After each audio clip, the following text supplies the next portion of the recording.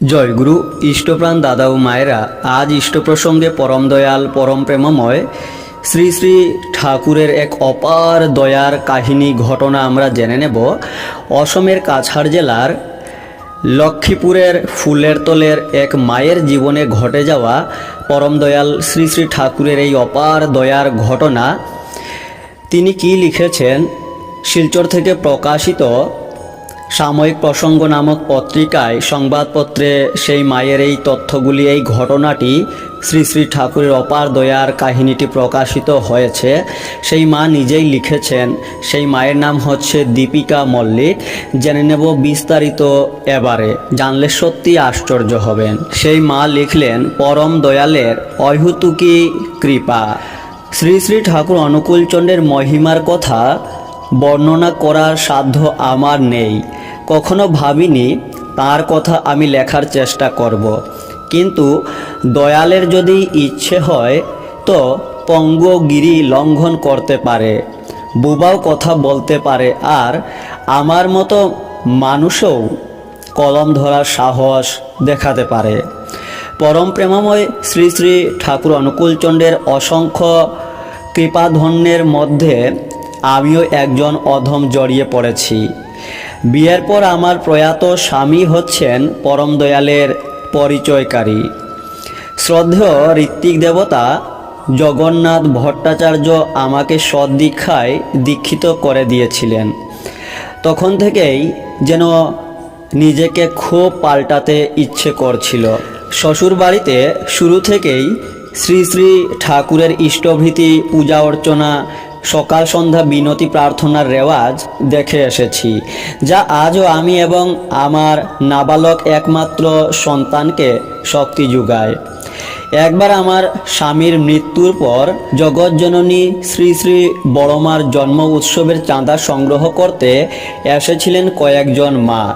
তখন আমি খুবই বিপদে, এমনকি ছোট্ট বাচ্চাকে কুলে নিয়ে বিছানায় চুপটি করে বসে থাকতাম। খুব ভয়। আমার সহায় বলতে কেউ নেই, এমনকি ঘরে একটু খাবারও নেই। আমার হাতে ছিল 500 টাকা মাত্র। সেই 500 টাকায় আমি মায়েদের হাতে হাসি মুখে তুলে দিলাম।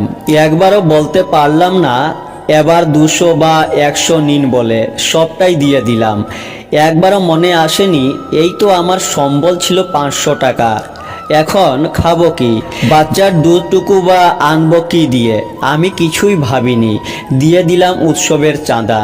কিছুক্ষণ পর এক ব্যক্তি হঠাৎ করে আমার ঘরে প্রবেশ করলেন। আমাকে ভদ্রলোক বলেন, আমি শুনেছি আপনার স্বামী মারা গেছেন, তাই দেখা করতে এলাম। আমি তার খুব কাছের একজন সুপরিচিত ব্যক্তি, আপনি চিনবেন না। আমি ভাবলাম অনেকেই তো আসে খবর পেয়ে, হতেও পারে তিনিও তেমনি হয়তো একজন। কিছুক্ষণ পর তিনি আমাকে সামনে ডেকে বললেন, দিদি, আমার কাছে আপনার স্বামীর পাওনা টাকা, পত্রিকার বিল কিছু রয়েছে, টাকাটা আপনি সই করে রাখুন। কিন্তু আমি খাতা দেখে তার নামে কোনো গ্রাহক পেলাম না। যারা আমাদের পত্রিকার গ্রাহক সবার নাম রয়েছে, তার নাম পেলাম না। তিনি আমাকে বলেন, কিছু হিসেব লাগবে না, আমি আপনাকে 5000 টাকা দিয়ে যাচ্ছি, প্রয়োজনে হিসেব পরে হবে। এই বলে আমাকে 5000 টাকা দিয়ে যান তিনি। আজও আমি খুঁজি সেই লোকটাকে, কিন্তু আর পাইনি। পরম দয়ালের কৃপায় ওই টাকা দিয়ে আমার সংসার কয়েকদিন ভালো চলেছে। আমি আমার জীবনের চরম দুর্ঘটনাকে ইষ্টের আশ্রয়ে সমর্পণ করে তাঁর ইচ্ছাকেই সর্বোপরি মেনে জীবন নদীতে তরি ভাসিয়ে দিয়েছি।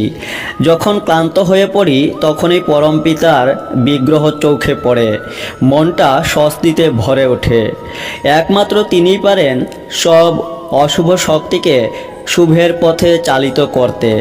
2015 সালে হঠাৎ ব্রেন স্ট্রোকে মারা যান 15 দিনের ছেলে সন্তান রেখে দীপিকা মল্লিক মায়ের স্বামী। মাত্র 20 বছর বয়সেই বিধবা হন এই মা। সেই দীপিকা মল্লিক মায়ে শ্রী শ্রী ঠাকুরের 136তম শুভ আবির্ভাব দিবসে গত ভাদ্র মাসেই এই তথ্যগুলি লিখেছিলেন এবং সাময়িক প্রসঙ্গ নামক পত্রিকায় তা প্রকাশিত হয়েছিল। সৎসঙ্গ বিহার শিলচর থেকে সেই মায়ের ঘর প্রায় 40-50 কিলোমিটার দূরে। আপনারাও সবাই পরমপিতার শ্রীচরণে সেই মায়ের পরিবারের সকলের জন্য মঙ্গল প্রার্থনা জানাবেন। জয় গুরু।